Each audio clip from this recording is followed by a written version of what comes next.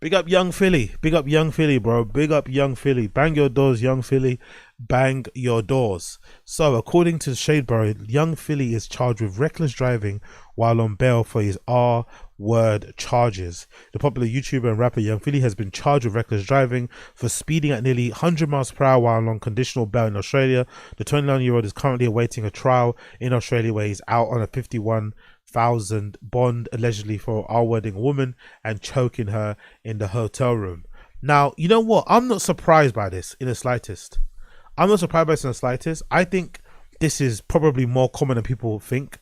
Like when you're going through a very like testing time in your life, especially if you're like on bail for such a serious crime, I would assume the percentage of people who get in more trouble or who get charged with additional charges in terms of like antisocial behavior, being belligerent, being drunk, all this sort of stuff, right? I guess I would imagine the percentage is pretty high. I'd imagine, especially with men, because at some point you're like, you know what, my life is already effed anyway. Let me just crash out, because it's already gone. Like my life is already effed, everything's finished. Because in Young Philly's case, kind of similar to I'm going to talk about the slow tie thing later. Even if he gets proven innocent, even if he gets to the court of law and he gets proven innocent, his career's done in the way that it was before. Obviously, he still have a career. He won't need to work in JD Sports or anything.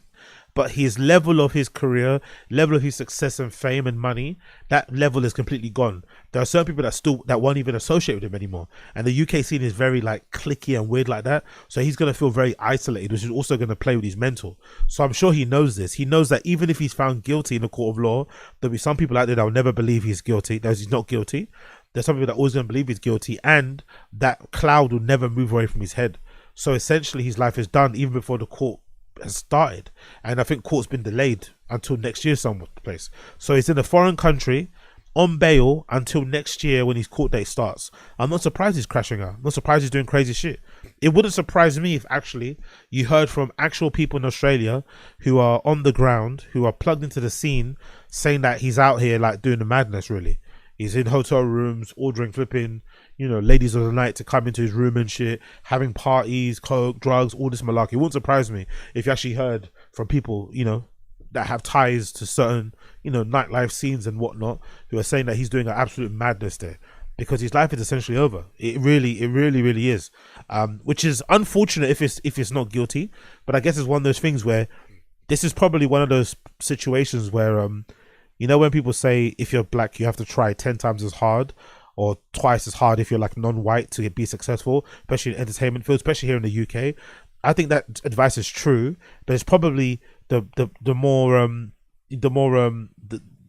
advice that you probably need to kind of hold on to the most or pay most attention to if you're, you know, a young non-black person here in the UK and you're coming up within the, you know, content world and stuff, is that you really need to watch your P's and Q's. You really need to be on good behavior. You really need to be mindful of how you behave, especially when it comes to women. You really do need to watch that, because one slip up can really derail or all but fucking, you know, destroy your career. You really dare, and there's no coming back from that at all. I think Mundelas and whites can have a different way to come back from it a little bit, but I think when you're flipping, you know, non-white, black or brown or anything else in between, you really have to watch the way that you move. But unfortunately, I also understand that in his position, when you are at that level of fame, because you have to understand, like, no, you don't have to understand anything, but I would imagine, again, I didn't really watch a lot of Chunks and Philly's show, but let's be honest, like, they were probably the first urban sort of like content creator, presenter guys who were really doing bits in the UK. And if you know anything about the UK, you know how flipping weird it is with letting certain people that look a certain way to get in certain platforms or to get in certain, you know, looks.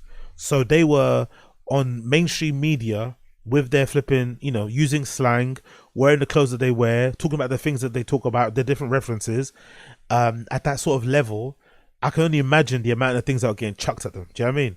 So it's probably it's probably hard to resist the temptation to kind of indulge, but you also have to behave, you know? Because I believe that's possible. I believe it's possible to be like a young black kid who's coming up doing a thing, and then you get chucked all this, you know, all of these girls come chucking themselves at you. You can enjoy yourself and have a flipping good time, but you don't need to do this.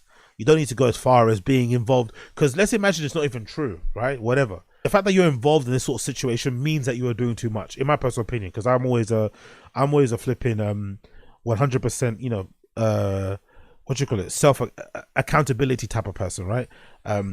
Radical extreme ownership in that regard. Pick up Joko Wilnick.